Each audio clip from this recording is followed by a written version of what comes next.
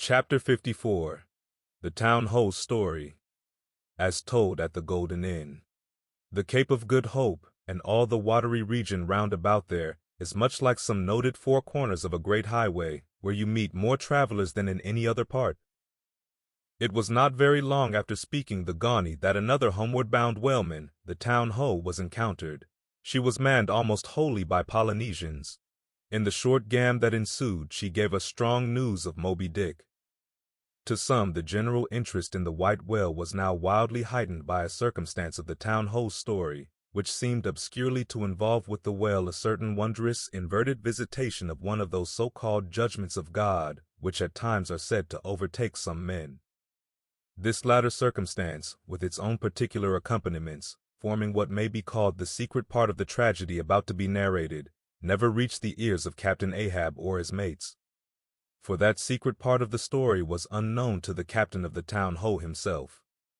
It was the private property of 3 Confederate white seamen of that ship, one of whom, it seems, communicated it to Tashtego with Romish injunctions of secrecy, but the following night Tashtego rambled in his sleep, and revealed so much of it in that way, that when he was wakened he could not well withhold the rest. Nevertheless, so potent an influence did this thing have on those seamen in the Pequod who came to the full knowledge of it, and by such a strange delicacy, to call it so, were they governed in this matter, that they kept the secret among themselves so that it never transpired abaft the Pequod's main mast. Interweaving in its proper place this darker thread with the story as publicly narrated on the ship, the whole of this strange affair I now proceed to put on lasting record. The ancient whale cry upon first sighting a whale from the masthead, still used by whalemen in hunting the famous Galapagos terrapin.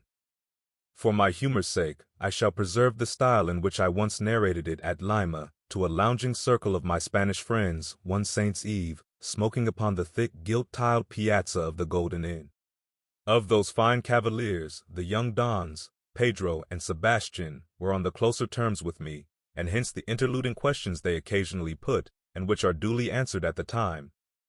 Some 2 years prior to my first learning the events which I am about rehearsing to you, gentlemen, the Town Ho, sperm whaler of Nantucket, was cruising in your Pacific here, not very many days' sail eastward from the eaves of this good Golden Inn. She was somewhere to the northward of the line. One morning upon handling the pumps, according to daily usage, it was observed that she made more water in her hold than common. They supposed a swordfish had stabbed her, gentlemen. But the captain, having some unusual reason for believing that rare good luck awaited him in those latitudes, and therefore being very averse to quit them, and the leak not being then considered at all dangerous, though indeed they could not find it after searching the hold as low down as was possible in rather heavy weather, the ship still continued her cruisings, the mariners working at the pumps at wide and easy intervals. But no good luck came. More days went by, and not only was the leak yet undiscovered, but it sensibly increased. So much so, that now taking some alarm, the captain, making all sail, stood away for the nearest harbor among the islands, there to have his hull hove out and repaired.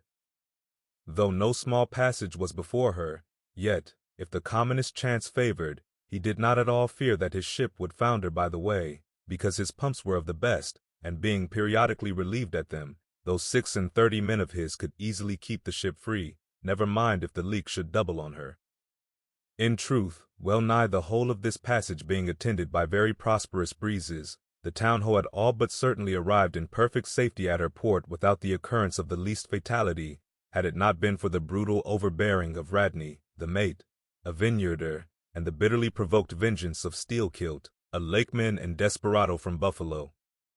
Lakeman, Buffalo. Pray, what is a lakeman, and where is Buffalo? Said Don Sebastian, rising in his swinging mat of grass. On the eastern shore of our Lake Erie, Don.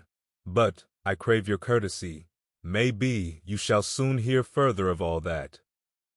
Now, gentlemen, in square-sail brigs and 3-masted ships, well nigh as large and stout as any that ever sailed out of your old Callao to far Manila, this lakeman, in the landlocked heart of our America, had yet been nurtured by all those agrarian freebooting impressions popularly connected with the open ocean.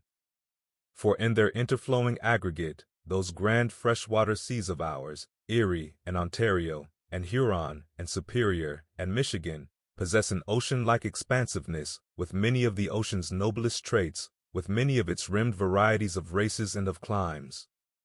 They contain round archipelagos of romantic isles, even as the Polynesian waters do, in large part are shored by two great contrasting nations, as the Atlantic is. They furnish long maritime approaches to our numerous territorial colonies from the east, dotted all round their banks, here and there are frowned upon by batteries, and by the goat-like craggy guns of lofty Mackinaw. They have heard the fleet thunderings of naval victories. At intervals, they yield their beaches to wild barbarians, whose red-painted faces flash from out their peltry wigwams. For leagues and leagues are flanked by ancient and unentered forests, where the gaunt pines stand like serried lines of kings in Gothic genealogies, those same woods harboring wild Afric beasts of prey, and silken creatures whose exported furs give robes to Tartar emperors. They mirror the paved capitals of Buffalo and Cleveland, as well as Winnebago villages. They float alike, the full-rigged merchant ship, the armed cruiser of the state, the steamer, and the beach canoe. They are swept by borean and dismasting blasts as direful as any that lash the salted wave. They know what shipwrecks are, for out of sight of land, however inland, they have drowned full many a midnight ship with all its shrieking crew. Thus, gentlemen, though an inlander, Steelkilt was wild ocean born, and wild ocean nurtured, as much of an audacious mariner as any. And for Radney, though in his infancy he may have laid him down on the lone Nantucket beach to nurse at his maternal sea, though in after life he had long followed our austere Atlantic and your contemplative Pacific, yet was he quite as vengeful and full of social quarrel as the backwoods seaman, fresh from the latitudes of buckhorn-handled bowie knives. Yet was this Nantucketer a man with some good-hearted traits, and this Lakeman a mariner, who though a sort of devil indeed, might yet by inflexible firmness, only tempered by that common decency of human recognition, which is the meanest slave's right, thus treated, this Steelkilt had long been retained harmless and docile. At all events, he had proved so thus far, but Radney was doomed and made mad, and Steelkilt, but gentlemen, you shall hear. It was not more than a day or two at the furthest after pointing her prow for her island haven, that the town-ho's leak seemed again increasing, but only so as to require an hour or more at the pumps every day. You must know that in a settled and civilized ocean like our Atlantic, for example, some skippers think little of pumping their whole way across it, though of a still, sleepy night, should the officer of the deck happen to forget his duty in that respect, the probability would be that he and his shipmates would never again remember it, on account of all hands gently subsiding to the bottom. Nor in the solitary and savage seas, far from you to the westward, gentlemen, is it altogether unusual for ships to keep clanging at their pump handles in full chorus, even for a voyage of considerable length, that is, if it lie along a tolerably accessible coast, or if any other reasonable retreat is afforded them. It is only when a leaky vessel is in some very out-of-the-way part of those waters, some really landless latitude, that her captain begins to feel a little anxious. Much this way had it been with the town-ho, so when her leak was found gaining once more, there was in truth some small concern manifested by several of her company, especially by Radney the mate. He commanded the upper sails to be well hoisted, sheeted home anew, and every way expanded to the breeze. Now this Radney, I suppose, was as little of a coward, and as little inclined to any sort of nervous apprehensiveness touching his own person, as any fearless, unthinking creature on land or on sea, that you can conveniently imagine, gentlemen. Therefore, when he betrayed this solicitude about the safety of the ship, some of the seamen declared that it was only on account of his being a part owner in her. So, when they were working that evening at the pumps, there was on this head no small gamesomeness slyly going on among them, as they stood with their feet continually overflowed by the rippling clear water, clear as any mountain spring, gentlemen, that bubbling from the pumps ran across the deck, and poured itself out in steady spouts at the lee scupper holes. Now, as you well know, it is not seldom the case in this conventional world of ours, watery or otherwise, that when a person placed in command over his fellow-men finds one of them to be very significantly his superior in general pride of manhood, straightway against that man he conceives an unconquerable dislike and bitterness, and if he have a chance he will pull down and pulverize that subaltern's tower, and make a little heap of dust of it. Be this conceit of mine as it may, gentlemen, at all events Steelkilt was a tall and noble animal with a head like a Roman, and a flowing golden beard like the tasseled housings of your last viceroy's snorting charger, and a brain, and a heart, and a soul in him, gentlemen, which had made Steelkilt Charlemagne, had he been born son to Charlemagne's father. But Radney, the mate, was ugly as a mule, yet as hardy, as stubborn, as malicious. He did not love Steelkilt, and Steelkilt knew it. Espying the mate drawing near as he was toiling at the pump with the rest, the lakeman affected not to notice him, but unawed, went on with his gay banterings. "Aye, aye, my merry lads, it's a lively leak this. Hold a cannikin, one of ye, and let's have a taste. By the Lord, it's worth bottling. I tell ye what, men, old Rad's investment must go for it. He had best cut away his part of the hull and tow it home. The fact is, boys, that swordfish only began the job. He's come back again with a gang of ship carpenters, sawfish and filefish and what not, and the whole posse of 'em are now hard at work cutting and slashing at the bottom, making improvements, I suppose. If old Rad were here now, I'd tell him to jump overboard and scatter 'em. They're playing the devil with his estate, I can tell him. But he's a simple old soul, Rad, and a beauty too. Boys, they say the rest of his property is invested in looking-glasses. I wonder if he'd give a poor devil like me the model of his nose." "Damn your eyes! What's that pump stopping for?" roared Radney, pretending not to have heard the sailors talk. "Thunder away at it!" "Aye, aye, sir," said Steelkilt, merry as a cricket. "Lively, boys, lively now." And with that the pump clanged like 50 fire engines. The men tossed their hats off to it, and ere long that peculiar gasping of the lungs was heard which denotes the fullest tension of life's utmost energies. Quitting the pump at last, with the rest of his band, the lakeman went forward all panting, and sat himself down on the windlass, his face fiery red, his eyes bloodshot, and wiping the profuse sweat from his brow.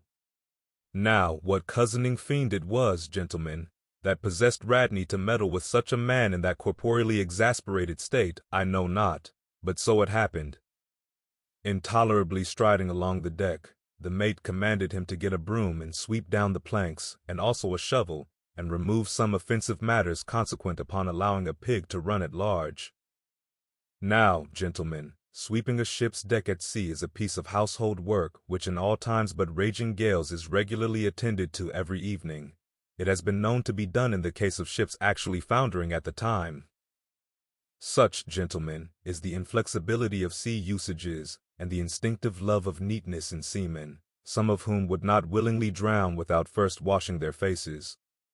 But in all vessels this broom business is the prescriptive province of the boys, if boys there be aboard.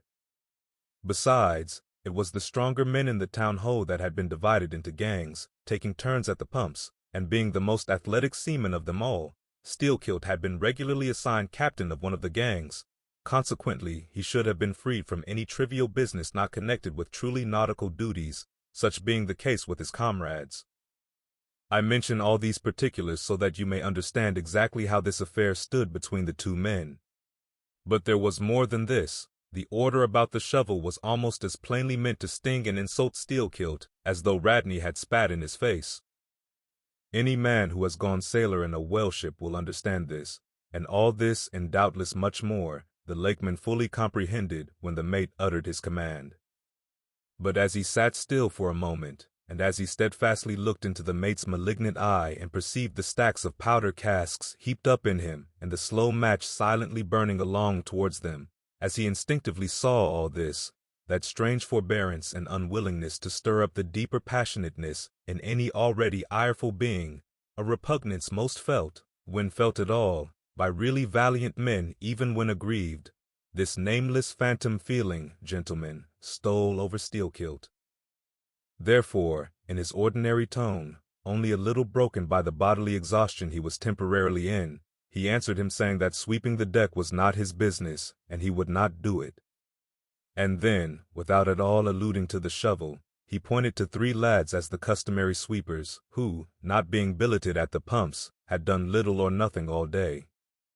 To this, Radney replied with an oath, in a most domineering and outrageous manner, unconditionally reiterating his command, meanwhile advancing upon the still-seated lakeman with an uplifted cooper's club hammer which he had snatched from a cask nearby. Heated and irritated as he was by his spasmodic toil at the pumps, for all his first nameless feeling of forbearance, the sweating steel-kilt could but ill brook this bearing in the mate, but somehow, still smothering the conflagration within him, without speaking he remained doggedly rooted to his seat, till at last the incensed Radney shook the hammer within a few inches of his face, furiously commanding him to do his bidding. Steel-kilt rose, and slowly retreating round the windlass, steadily followed by the mate with his menacing hammer, deliberately repeated his intention not to obey. Seeing, however, that his forbearance had not the slightest effect, by an awful and unspeakable intimation with his twisted hand, he warned off the foolish and infatuated man, but it was to no purpose. And in this way the two went once slowly round the windlass, when, resolved at last no longer to retreat, bethinking him that he had now forborne as much as comported with his humor, the lakeman paused on the hatches and thus spoke to the officer. "Mr. Radney, I will not obey you. Take that hammer away, or look to yourself." But the predestinated mate, coming still closer to him, where the lakeman stood fixed, now shook the heavy hammer within an inch of his teeth, meanwhile repeating a string of insufferable maledictions. Retreating not the 1,000th part of an inch, stabbing him in the eye with the unflinching poniard of his glance, Steel-kilt, clenching his right hand behind him and creepingly drawing it back, told his persecutor that if the hammer but grazed his cheek, he, Steel-kilt, would murder him. But, gentlemen, the fool had been branded for the slaughter by the gods. Immediately the hammer touched the cheek. The next instant the lower jaw of the mate was stove in his head. He fell on the hatch spouting blood like a whale. Ere the cry could go aft, Steel-kilt was shaking one of the backstays leading far aloft to where two of his comrades were standing their mastheads. They were both canallers. "Canallers!" cried Don Pedro. "We have seen many whale ships in our harbors, but never heard of your canallers. Pardon, who and what are they?" "Canallers, Don, are the boatmen belonging to our Grand Erie Canal. You must have heard of it." "Nay, senor. Hereabouts in this dull, warm, most lazy and hereditary land, we know but little of your vigorous north." "Aye. Well then, Don, refill my cup. Your cheech is very fine, and ere proceeding further, I will tell ye what our canallers are, for such information may throw sidelight upon my story. For 360 miles, gentlemen, through the entire breadth of the state of New York, through numerous populous cities and most thriving villages, through long, dismal, uninhabited swamps, and affluent cultivated fields, unrivaled for fertility, by billiard-room and bar-room, through the holy of holies of great forests, on Roman arches over Indian rivers, through sun and shade, by happy hearts are broken, through all the wide contrasting scenery of those noble Mohawk counties, and especially, by rows of snow-white chapels, whose spires stand almost like milestones, flows one continual stream of Venetianly corrupt and often lawless life. There's your true Ashanti, gentlemen. There howl your pagans, where you ever find them, next door to you, under the long-flung shadow and the snug patronizing lee of churches. For by some curious fatality, as it is often noted of your metropolitan freebooters that they ever encamp around the halls of justice, so sinners, gentlemen, most abound in holiest vicinities. "Is that a friar passing?" said Don Pedro, looking downwards into the crowded plaza with humorous concern. "Well, for our northern friend, Dame Isabella's Inquisition wanes in Lima," laughed Don Sebastian. "Proceed, senor." "A moment, pardon," cried another of the company. "In the name of all us Lamis, I but desire to express to you, Sir Sailor, that we have by no means overlooked your delicacy in not substituting present Lima for distant Venice in your corrupt comparison.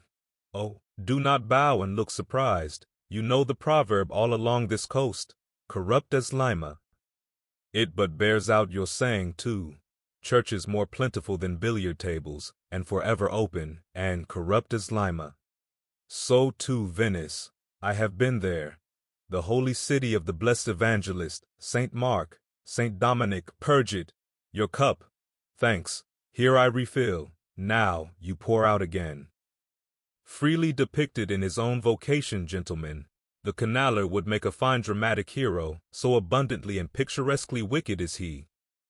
Like Mark Antony, for days and days along his green-turfed, flowery Nile, he indolently floats, openly toying with his red-cheeked Cleopatra, ripening his apricot thigh upon the sunny deck.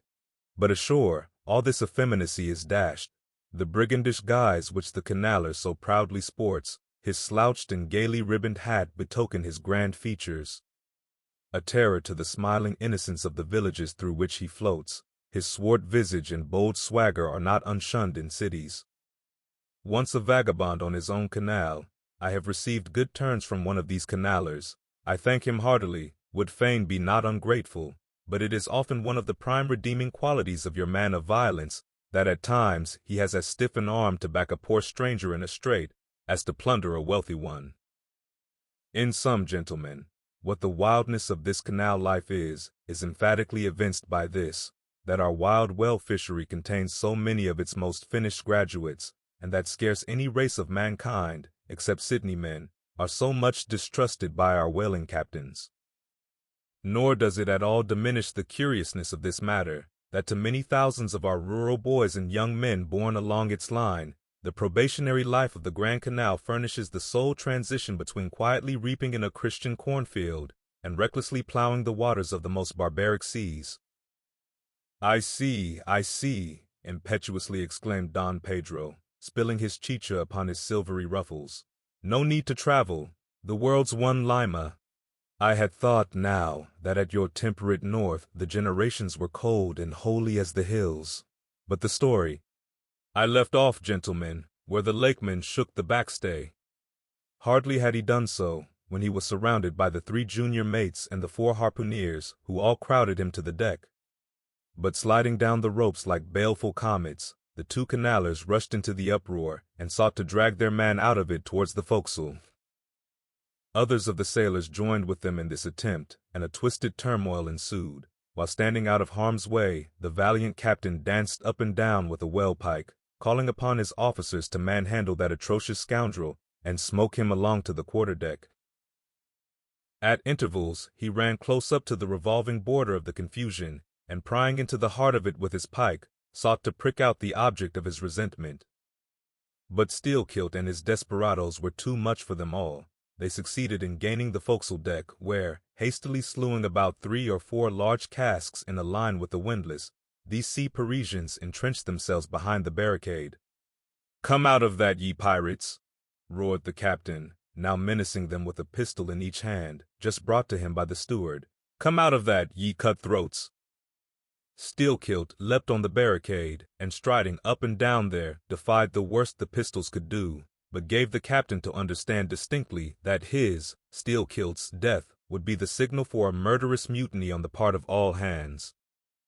Fearing in his heart lest this might prove but too true, the captain a little desisted, but still commanded the insurgents instantly to return to their duty. "Will you promise not to touch us if we do?" demanded their ringleader. Turn to, I make no promise, to your duty. Do you want to sink the ship by knocking off at a time like this? Turn to," and he once more raised a pistol. "Sink the ship!" cried Steelkilt. "Aye, let her sink. Not a man of us turns to, unless you swear not to raise a rope yarn against us. What say ye, men?" turning to his comrades. A fierce cheer was their response. The lakeman now patrolled the barricade, all the while keeping his eye on the captain, and jerking out such sentences as these. "It's not our fault. We didn't want it. I told him to take his hammer away. It was boy's business. He might have known me before this. I told him not to prick the buffalo. I believe I have broken a finger here against his cursed jaw. Ain't those mincing knives down in the forecastle there, men? Look to those handspikes, my hearties. Captain, by God, look to yourself. Say the word. Don't be a fool. Forget it all. We are ready to turn to. Treat us decently, and we're your men. But we won't be flogged. Turn to. I make no promises. Turn to, I say." "Look ye now," cried the lakeman, flinging out his arm towards him. "There are a few of us here, and I am one of them. who have shipped for the cruise, do you see? Now, as you well know, sir, we can claim our discharge as soon as the anchor is down, so we don't want to row. It's not our interest. We want to be peaceable. We are ready to work, but we won't be flogged." "Turn to," roared the captain. Steelkilt glanced round him a moment, and then said, "I tell you what it is now, captain. Rather than kill ye, and be hung for such a shabby rascal, we won't lift a hand against ye, unless ye attack us. But till you say the word about not flogging us, we don't do a hand's turn. Down into the forecastle, then. Down with ye. I'll keep ye there till you're sick of it. Down ye go." "Shall we?" cried the ringleader to his men. Most of them were against it, but at length, in obedience to Steelkilt, they preceded him down into their dark den, growlingly disappearing, like bears into a cave. As the lakeman's bare head was just level with the planks, the captain and his posse leapt the barricade, and rapidly drawing over the slide of the scuttle, planted their group of hands upon it, and loudly called for the steward to bring the heavy brass padlock belonging to the companionway. Then, opening the slide a little, the captain whispered something down the crack, closed it, and turned the key upon them, 10 in number, leaving on deck some 20 or more, who thus far had remained neutral. All night a wide-awake watch was kept by all the officers, forward and aft, especially about the forecastle scuttle and fore hatchway, at which last place it was feared the insurgents might emerge, after breaking through the bulkhead below. But the hours of darkness passed in peace, the men who still remained at their duty toiling hard at the pumps, whose clinking and clanking at intervals through the dreary night dismally resounded through the ship. At sunrise the captain went forward, and knocking on the deck, summoned the prisoners to work, but with a yell they refused. Water was then lowered down to them, and a couple of handfuls of biscuit were tossed after it, when again turning the key upon them and pocketing it, the captain returned to the quarterdeck. Twice every day for 3 days this was repeated, but on the 4th morning a confused wrangling and then a scuffling was heard, as the customary summons was delivered, and suddenly 4 men burst up from the forecastle, saying they were ready to turn to. The fetid closeness of the air and a famishing diet, united perhaps to some fears of ultimate retribution, had constrained them to surrender at discretion. Emboldened by this, the captain reiterated his demand to the rest, but Steelkilt shouted up to him a terrific hint to stop his babbling and betake himself where he belonged. On the 5th morning 3 others of the mutineers bolted up into the air from the desperate arms below that sought to restrain them. Only 3 were left. "Better turn to now," said the captain with a heartless jeer. "Shut us up again, will ye?" cried Steelkilt. "Oh, certainly," said the captain, and the key clicked. It was at this point, gentlemen, that enraged by the defection of 7 of his former associates, and stung by the mocking voice that had last hailed him, and maddened by his long entombment in a place as black as the bowels of despair, it was then that Steelkilt proposed to the 2 canallers, thus far apparently of one mind with him, to burst out of their hole at the next summoning of the garrison, and armed with their keen mincing knives, long, crescentic, heavy implements with a handle at each end, run amuck from the bowsprit to the taffrail, and if by any devilishness of desperation possible, seize the ship. For himself, he would do this, he said, whether they joined him or not. That was the last night he should spend in that den. But the scheme met with no opposition on the part of the other 2. They swore they were ready for that, or for any other mad thing, for anything in short but a surrender. And, what was more, they each insisted upon being the first man on deck when the time to make the rush should come. But to this their leader as fiercely objected, reserving that priority for himself, particularly as his 2 comrades would not yield the one to the other in the matter, and both of them could not be first, for the latter would but admit 1 man at a time. And here, gentlemen, the foul play of these miscreants must come out. Upon hearing the frantic project of their leader, each in his own separate soul had suddenly lighted, it would seem, upon the same piece of treachery, namely, to be foremost in breaking out, in order to be the first of the 3, though the last of the 10, to surrender, and thereby secure whatever small chance of pardon such conduct might merit. But when Steelkilt made known his determination still to lead them to the last, they in some way, by some subtle chemistry of villainy, mixed their before secret treacheries together, and when their leader fell into a doze, verbally opened their souls to each other in 3 sentences, and bound the sleeper with cords, and gagged him with cords, and shrieked out for the captain at midnight. Thinking murder at hand, and smelling in the dark for the blood, he and all his armed mates and harpooneers rushed for the forecastle. In a few minutes the scuttle was opened, and, bound hand and foot, the still struggling ringleader was shoved up into the air by his perfidious allies, who at once claimed the honor of securing a man who had been fully ripe for murder. But all these were collared, and dragged along the deck like dead cattle, and, side by side, were seized up into the mizzen rigging, like 3/4 of meat, and there they hung till morning. "Damn ye!" cried the captain, pacing to and fro before them. "The vultures would not touch ye, ye villains." At sunrise he summoned all hands, and separating those who had rebelled from those who had taken no part in the mutiny, he told the former that he had a good mind to flog them all round, thought upon the whole he would do so, he ought to. Justice demanded it, but for the present, considering their timely surrender, he would let them go with a reprimand, which he accordingly administered in the vernacular. "But as for you, ye carrion rogues," turning to the 3 men in the rigging, "for you, I mean to mince ye up for the trypots." And seizing a rope, he applied it with all his might to the backs of the 2 traitors, till they yelled no more, but lifelessly hung their heads sideways, as the 2 crucified thieves are drawn. "My wrist is sprained with ye," he cried at last, "but there is still rope enough left for you, my fine bantam, that wouldn't give up. Take that gag from his mouth, and let us hear what he can say for himself." For a moment the exhausted mutineer made a tremulous motion of his cramped jaws, and then painfully twisting round his head, said in a sort of hiss, "What I say is this, and mind it well, if you flog me, I murder you. Say ye so? Then see how ye frighten me." And the captain drew off with the rope to strike. "Best not," hissed the lakeman.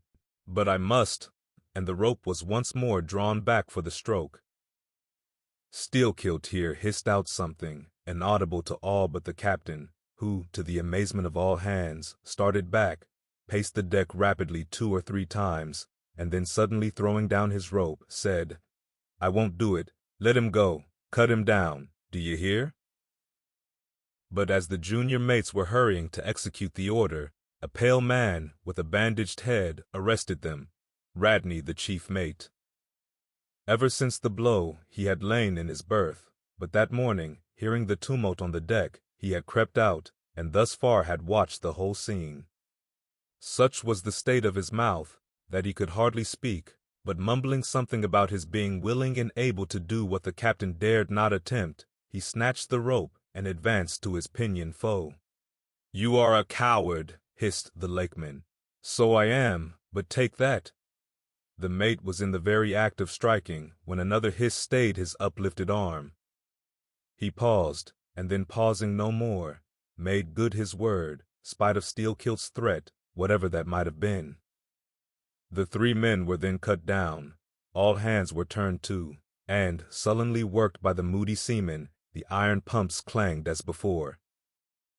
Just after dark that day, when one watch had retired below, a clamor was heard in the forecastle, and the 2 trembling traitors running up, besieged the cabin door, saying they durst not consort with the crew.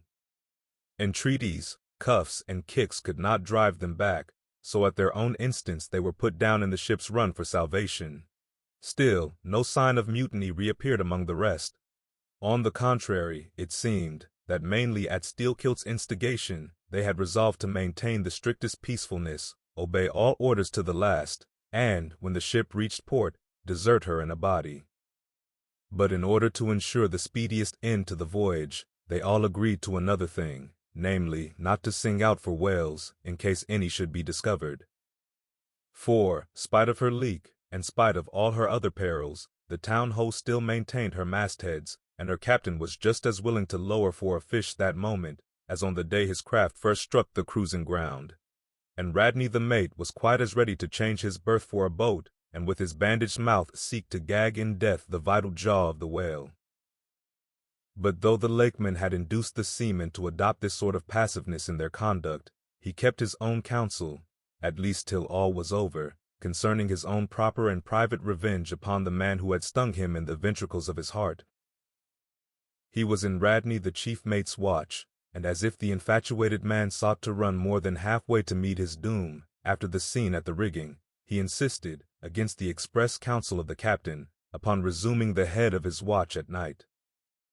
Upon this, and one or two other circumstances, Steelkilt systematically built the plan of his revenge. During the night, Radney had an unseamanlike way of sitting on the bulwarks of the quarterdeck and leaning his arm upon the gunwale of the boat which was hoisted up there, a little above the ship's side. In this attitude, it was well known, he sometimes dozed. There was a considerable vacancy between the boat and the ship, and down between this was the sea.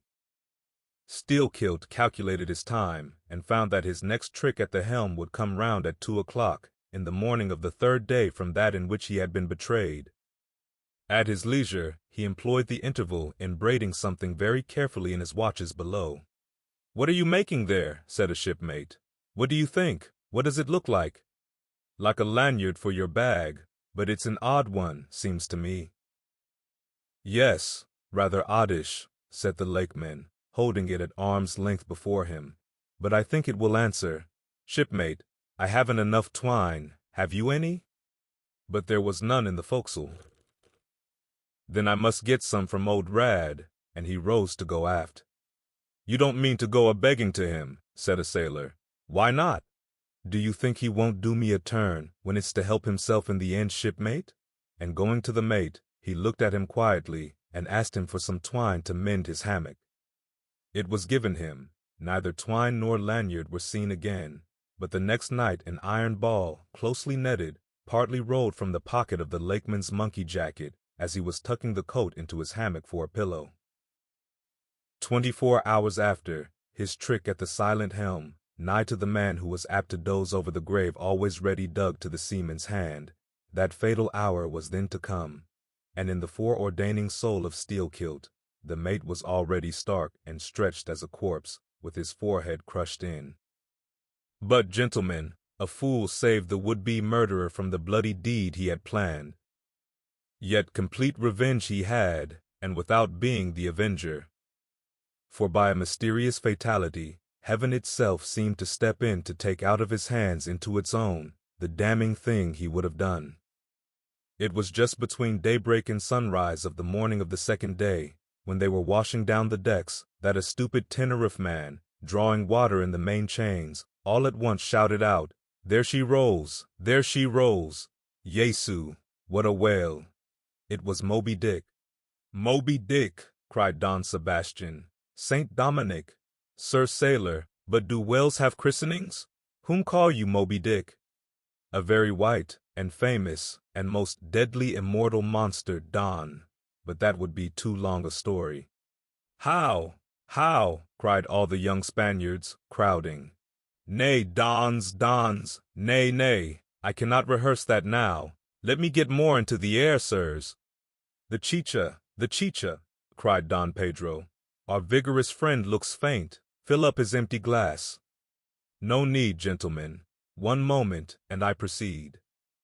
Now, gentlemen," so suddenly perceiving the snowy whale within 50 yards of the ship, forgetful of the compact among the crew, in the excitement of the moment, the Tenerife man had instinctively and involuntarily lifted his voice for the monster, though for some little time past it had been plainly beheld from the 3 sullen mastheads. All was now a frenzy. "The white whale! The white whale!" was the cry from captain, mates, and harpooneers, who, undeterred by fearful rumors, were all anxious to capture so famous and precious a fish, while the dog crew eyed askance, and with curses, the appalling beauty of the vast milky mass, that, lit up by a horizontal spangling sun, shifted and glistened like a living opal in the blue morning sea. Gentlemen, a strange fatality pervades the whole career of these events, as if verily mapped out before the world itself was charted. The mutineer was the bowsman of the mate, and when fast to a fish, it was his duty to sit next him, while Radney stood up with his lance in the prow, and haul in or slacken the line at the word of command. Moreover, when the 4 boats were lowered, the mates got the start, and none howled more fiercely with delight than did Steelkilt, as he strained at his oar. After a stiff pull, their harpooner got fast, and, spear in hand, Radney sprang to the bow. He was always a furious man, it seems, in a boat. And now his bandaged cry was, to beach him on the whale's topmost back. Nothing loath, his bowsmen hauled him up and up, through a blinding foam that blent 2 whitenesses together, till of a sudden the boat struck as against a sunken ledge, and keeling over, spilled out the standing mate. That instant, as he fell on the whale's slippery back, the boat righted, and was dashed aside by the swell, while Radney was tossed over into the sea, on the other flank of the whale. He struck out through the spray, and, for an instant, was dimly seen through that veil, wildly seeking to remove himself from the eye of Moby Dick. But the whale rushed round in a sudden maelstrom, seized the swimmer between his jaws, and rearing high up with him, plunged headlong again, and went down. Meantime, at the first tap of the boat's bottom, the lakeman had slackened the line, so as to drop astern from the whirlpool. Calmly looking on, he thought his own thoughts. But a sudden, terrific downward jerking of the boat quickly brought his knife to the line. He cut it, and the whale was free. But, at some distance, Moby Dick rose again, with some tatters of Radney's red woolen shirt caught in the teeth that had destroyed him. All 4 boats gave chase again, but the whale eluded them, and finally wholly disappeared. In good time, the town-ho reached her port, a savage, solitary place, where no civilized creature resided. There, headed by the lakemen, all but 5 or 6 of the foremastmen deliberately deserted among the palms, eventually, as it turned out, seizing a large double war canoe of the savages, and setting sail for some other harbor. The ship's company being reduced to but a handful, the captain called upon the islanders to assist him in the laborious business of heaving down the ship to stop the leak. But to such unresting vigilance over their dangerous allies was this small band of whites necessitated, both by night and by day, and so extreme was the hard work they underwent, that upon the vessel being ready again for sea, they were in such a weakened condition that the captain durst not put off with them in so heavy a vessel.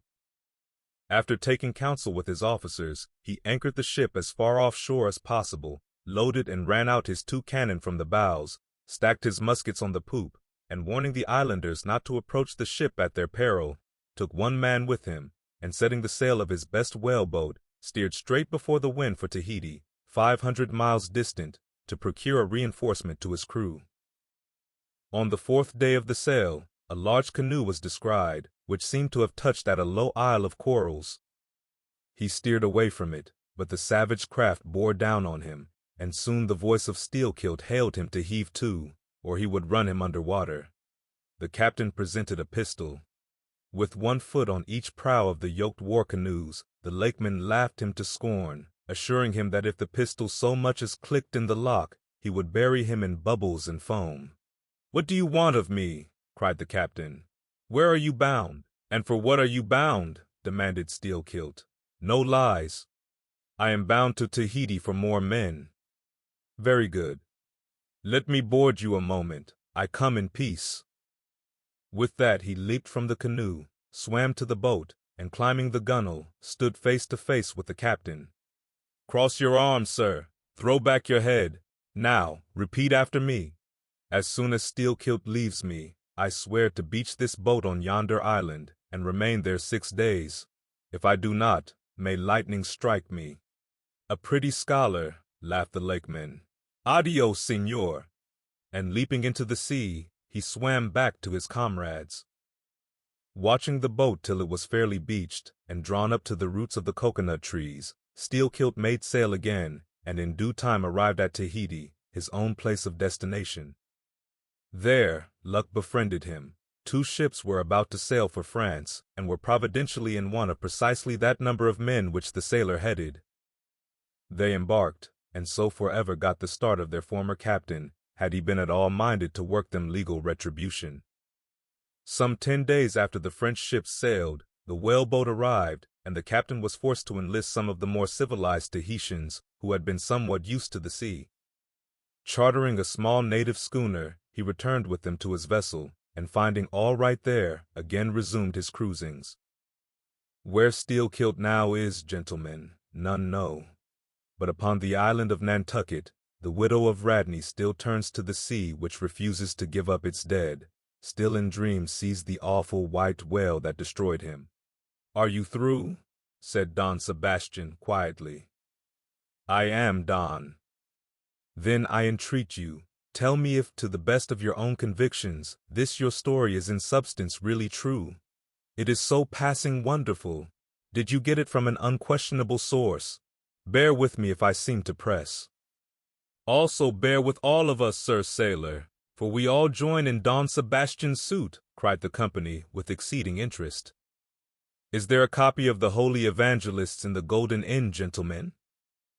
"Nay," said Don Sebastian, "but I know a worthy priest nearby who will quickly procure one for me. I go for it, but are you well advised? This may grow too serious.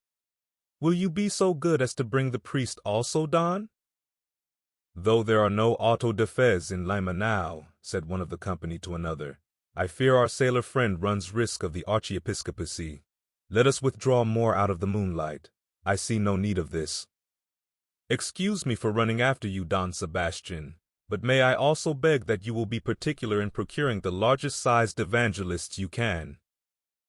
"This is the priest. He brings you the evangelists," said Don Sebastian gravely, returning with a tall and solemn figure.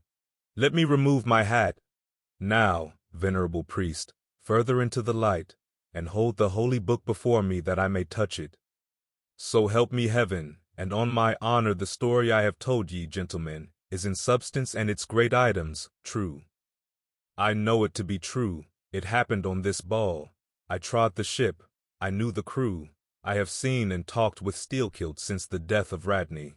Speed up your reading and enhance your memory with Moby Dick by your side. Choose the tactile joy of a physical book or the convenience of Kindle and discover a deeper way to dive into this classic. Pairing the audiobook with the text takes your understanding and retention to the next level. Ready to transform your literary experience? Check the link in the description and pick the perfect format for you. With EchoTales Audiobooks, Moby Dick awaits. Dive deeper, read faster, remember more. Get your book now.